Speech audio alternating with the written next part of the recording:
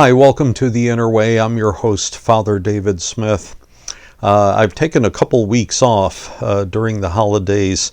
It was a little bit busier than I expected, but I'm glad to be back, and at least for the foreseeable future, I will continue these Inner Way, the Inner Way program series. We've been looking at the book Unseen Warfare, and kind of going through it chapter by chapter. There it is right there. It's just really taking our time with it, and I thought it might be nice to kind of go through the book and sort of make an introduction to you, but taking our time is probably just as good or better an idea.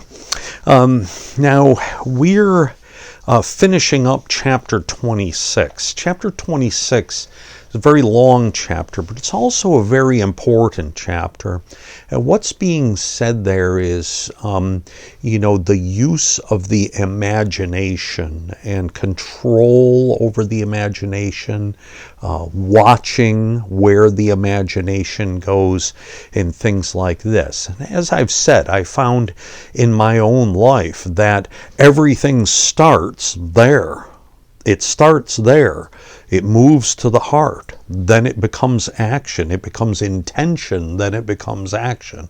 There's a whole process that takes place before we find ourselves doing things that move us further away from God. And that process really starts with the imagination. So that's why I've spent so much time on chapter 26, because I really like it. And it really offers us some good ideas as to what to do with our imagination.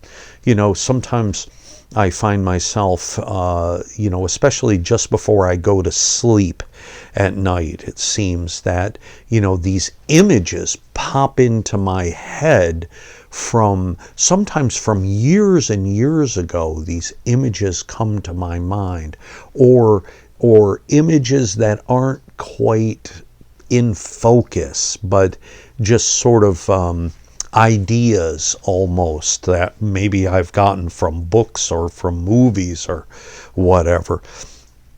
These images aren't necessarily sinful. They're just there. So I know that they're kind of bouncing around in my head, and every once in a while one of them will pop out, and it may be something that leads me to sin. Sometimes I even find myself, thinking of somebody and thinking, oh, I wish I could have said this and this to that person. That would have showed them.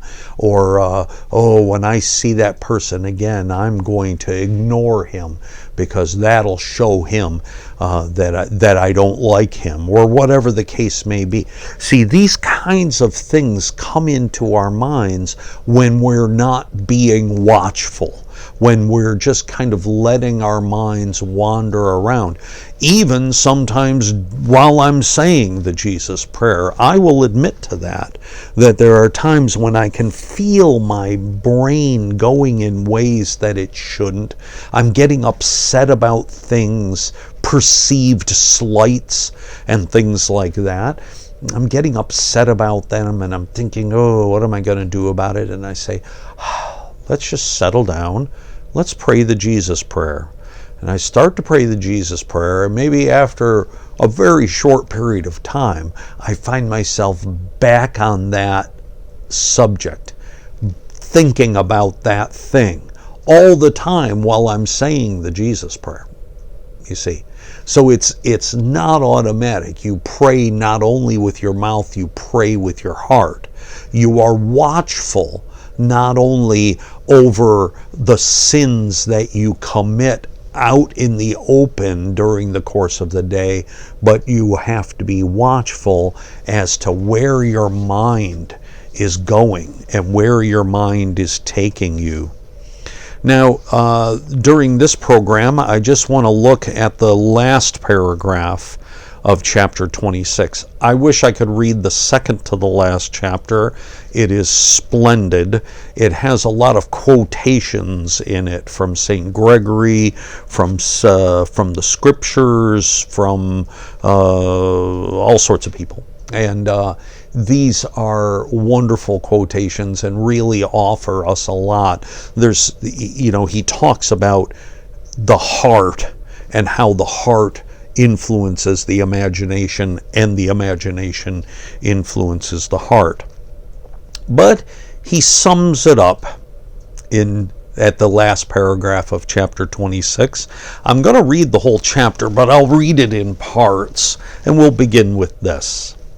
But over and above it all, I say to you, keep vigil over yourself, and do not let your imagination and memory remember things previously seen, heard, smelt, tasted, and touched, especially if there was something shameful and unseemly in them.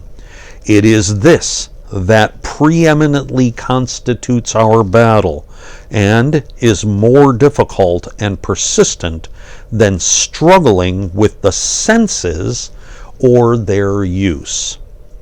All right, so I talked about that before, that it's easier for me to say, if I'm hearing something that I shouldn't hear, I can just walk away from it. If I'm seeing something that I shouldn't see, I can change the channel or stop watching it, or whatever the case may be. The senses are easier to control than the imagination, and the imagination flops around. Now, as it says, he's saying, do not let your memory remember anything. That's very, very difficult. That's a very difficult thing to do. That would be praying the Jesus prayer 24 hours a day, 7 days a week without stop. I'm not there yet. I don't know if you are, but it's a very, very difficult thing to do. But at least we know where the battleground is. It's in the memory of those things from previous in our lives. To go on. Everyone who fights knows this from experience. Not to accept some temptation through one sense or another is easily managed, but it is very difficult to control the imagination and memory of it once it is accepted. For example, to see or not to see some face, or to look at it with passion or without passion, is not very difficult, does not need much effort. But after you have seen it and looked at it with passion, to banish from your memory the image of this face is already not easy, but demands much effort and no small inner struggle. So, he's probably talking there about lust. He's talking about